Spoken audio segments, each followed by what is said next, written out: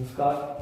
Sunrise शिक्षण संस्थान हिसोर के ऑफिशियल यूट्यूब चैनल में आपका हार्दिक स्वागत है। आज अपना जो चैप्टर है वो है टेंस।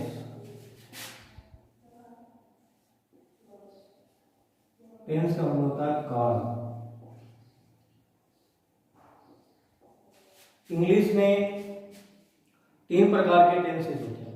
पहला टेंस वो है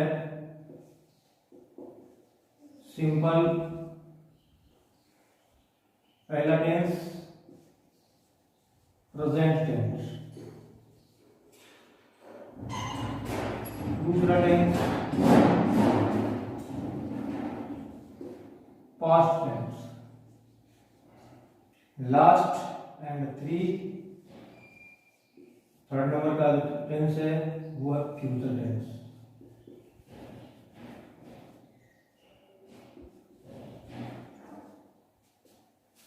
प्रत्येक टेंस के 4 भाग होते हैं। हर जो टेंस होता है उसके 4 पार्ट होते हैं। जो पहला पार्ट है वो है सिंपल या इंडेफिनिट टेंस, सिंपल या इंडेफिनिट टेंस। दूसरा जो पार्ट है वो है कंटिन्यूअस टेंस। तीसरा वो है परफेक्ट टेंस। नंबर 4 और लास्ट वो है परफेक्ट कंटिन्यूअस टेंस। तो 3 प्रकार के टेंस हो गए और इन टेंस के 4 पार्ट हो गए। अब देखो कैसे हो गया। जैसे पहला हो गया simple present tense, present continuous tense, present perfect tense और प्रेजेंट परफेक्ट कंटिन्यूअस टेंस। अगला simple past tense, past continuous tense, past perfect tense, past perfect continuous tense. अगला है simple future tense, future continuous tense, future perfect tense और future perfect continuous tense. अब यहाँ पे लिखा हुआ है सिंपल और इंडेफिनिट। तो सभी बच्चों के मन में एक प्रश्न आता होगा। देखिए जैसे लिखा हुआ है सिंपल प्रेजेंट टेंस, दूसरा है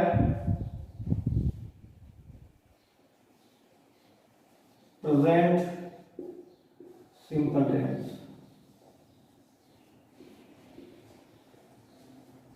और नंबर 3 है वो है प्रेजेंट इंडेफिनिट टेंस। तो एक प्रश्न सभी विद्यार्थियों के मन में आता है और अक्सर पूछा भी करते हैं बच्चे। कई बच्चों ने मुझसे भी पूछा है, मैंने बताया भी है, जिनको मैंने बताया उनको पता भी होगा कि सही कौन सा है, सिंपल प्रेजेंट सही है या प्रेजेंट सिंपल सही है या प्रेजेंट इंडेफिनिट सही है। तो बच्चों बोथ ऑफ देम और करेक्ट, यानी ये सारे के सारे क्या है, सही है। आप सिंपल प्रेजेंट टेंस कह सकते हैं, आप प्रेजेंट सिंपल कह सकते हैं, आप प्रेजेंट इंडेफिनिट टेंस भी कह सकते हैं। तो ये तो ये टेंस, उनके बारे में कुछ नॉर्मल जानकारी। अब देखिए क्योंकि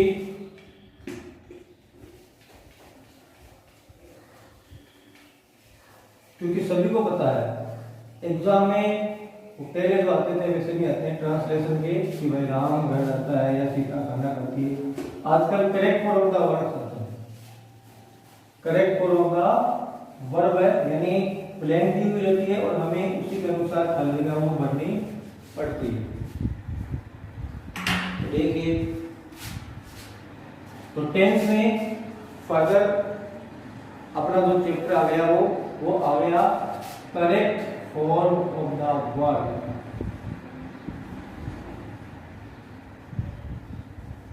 correct form of the word यानी क्रिया का सही रूप। क्रिया का सही रूप क्या होता है? तो प्रश्न आते हैं, आपने देखा होगा कि fill in the blanks with the correct form of the verb given in the brackets।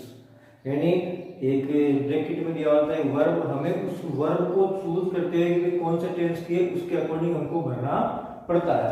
तो देखो कैसे भरते हैं, इसका एक नियम होता है।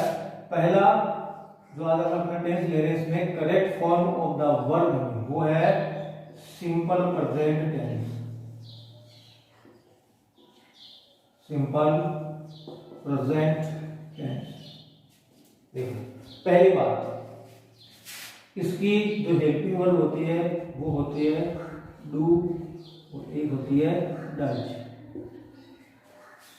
डू का प्रयोग होता है वो होता है आई, वी, यू, दे, या जितने भी प्लूरल सब्जेक्ट्स हैं उनके साथ में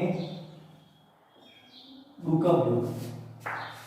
दूसरा डज, तो डज का प्रयोग करते हैं ही, सी, इट और सिंगुलर सब्जेक्ट। कई लड़के एक प्रश्न करते हैं कि सर ये जो डज इसके साथ में नाम का भी प्रयोग होता है, तो नाम एक आदमी का तो एक वचन है, लेकिन जैसे राम एंड श्याम, तो आपने लिख दिया कि नेम, ही, सी, इट और नेम, लेकिन नेम दो आदमी का नाम आ गया तो प्लूरल हो जाता है, तो इसलिए हम नाम भी लिखा, सीधा लिख दिया सिंगुलर सब्जेक्ट। ठीक है, अब आपको बताया 4 प्रकार के वाक्य होते हैं। पहला जो वाक्य होता है वो होता है अफर्मेटिव। Affirmative sentence. दूसरा जो वाक्य होता है उसको हम बोलते हैं नेगेटिव सेंटेंस। नंबर 3 जो वाक्य होता है वो होता है इंटेरोगेटिव। Interrogative sentence. और नंबर 4 होता है वो होता है इंटेरोगेटिव नेगेटिव सेंटेंस। ठीक है, तो there are 4 kinds of sentence. First one is affirmative, second one is negative, third one is interrogative and fourth one is interrogative negative sentences. ऐसा कोई वाक्य जिसमें हिंदी में नहीं आया हुआ हो या अंग्रेजी में नोट आया हो वो होता है नकारात्मक।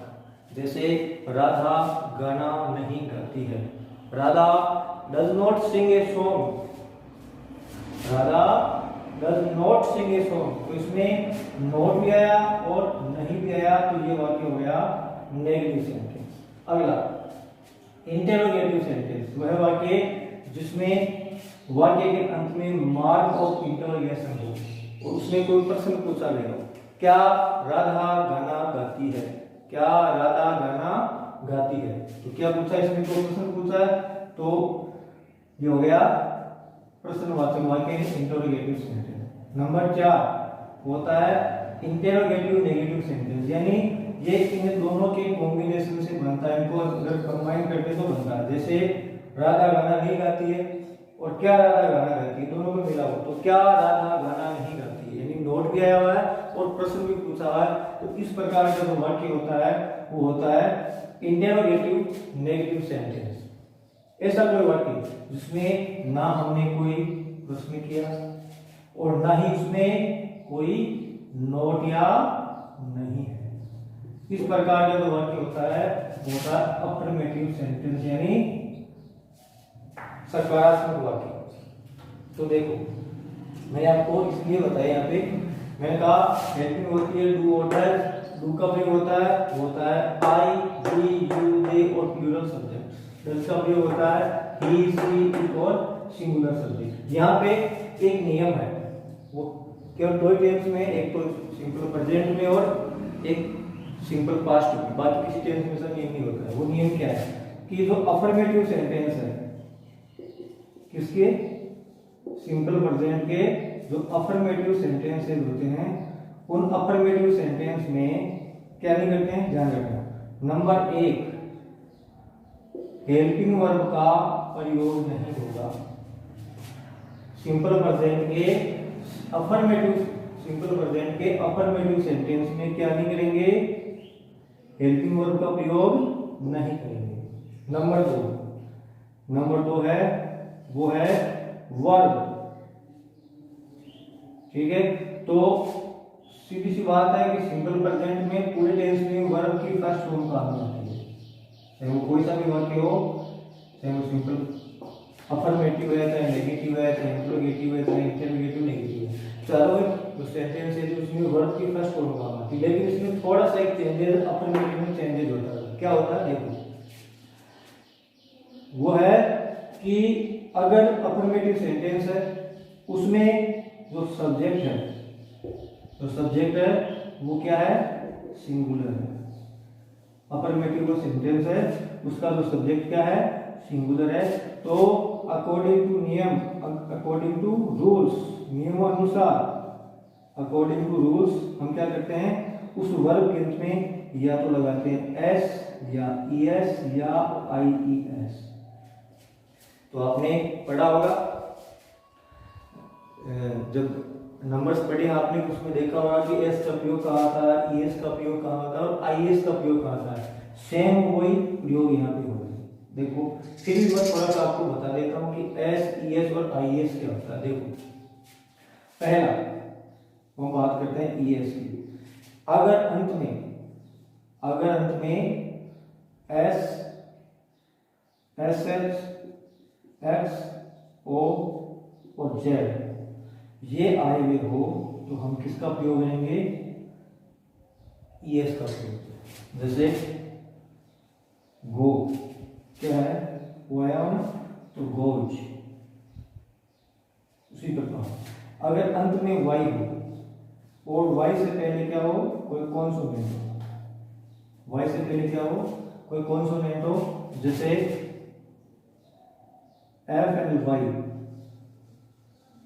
ठीक है, ये वाई है और पहले क्या है, कॉन्सोनेंट।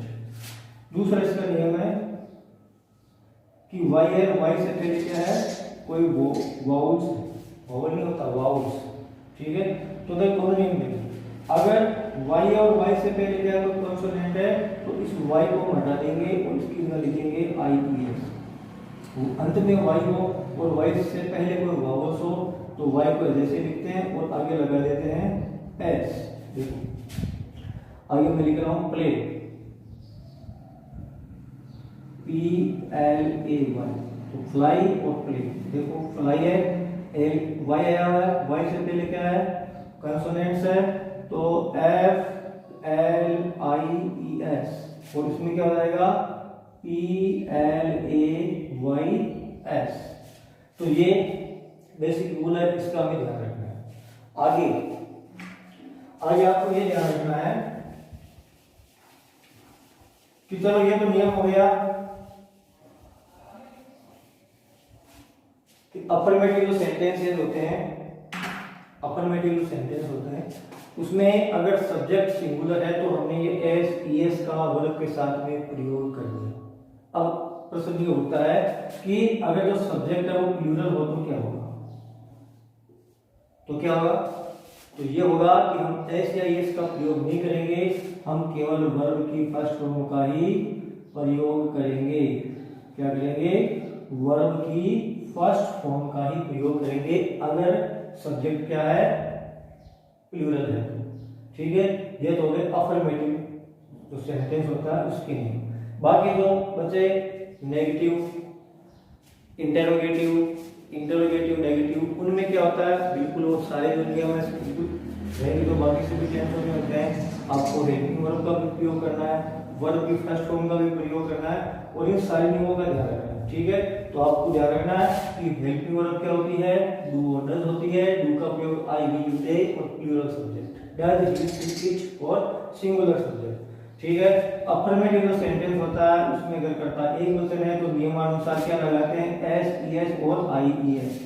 अगर कर्ता बहुवचन है तो एस, ईएस और आईईएस का प्रयोग नहीं करते हैं, केवल वर्ब की फर्स्ट फॉर्म लगाते हैं।